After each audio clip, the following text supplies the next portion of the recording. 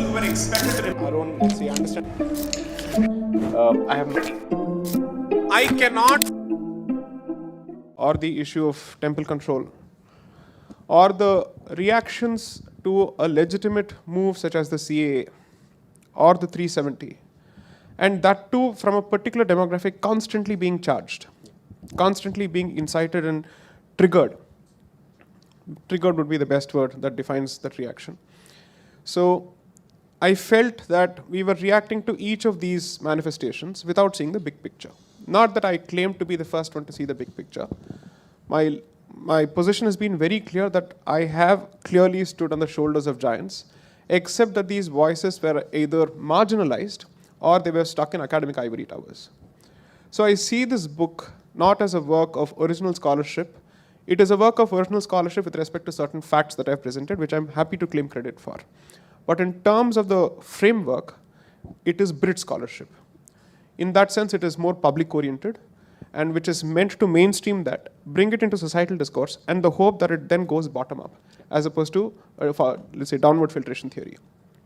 So the idea is that once there is a critical mass of people, thinking people, who choose to take a look at this particular concept, weigh it on its own merits, independent of who says what, keep the messenger aside, he's irrelevant, take a look at the message, weigh it on its own merits, and see if it truly captures the pathology of your existence. Does it reflect the psychological issues that you face as an individual level and at a collective level?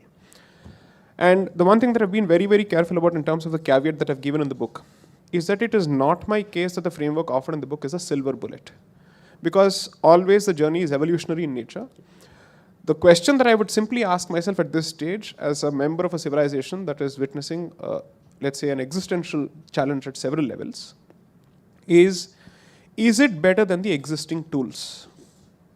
That is the first question. At the very least, is it significantly incremental and not negligibly incremental? Okay? I believe that it is monumentally incremental.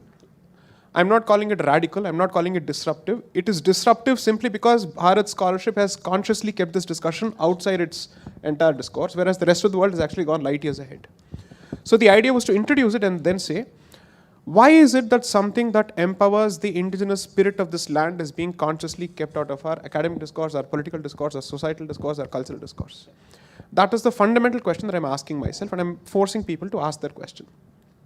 If that in itself is proof of colonial consciousness, which is not something that is organic, but which is motivated and which has a very clear agenda of its own, then I leave it to the society to ask, do you wish to continue hugging this cactus? Or will you come out of the sadomasochistic pleasure and then say, I don't want it any further? That is a question I leave it to the society. Because you can't stop a society which has taken a conscious decision to hurtle towards a cultural suicide. That is for them to decide. After having been told that you're running towards a suicidal end, can you stop or not? Then you should leave it to, hopefully, the existing and the remnant Vivek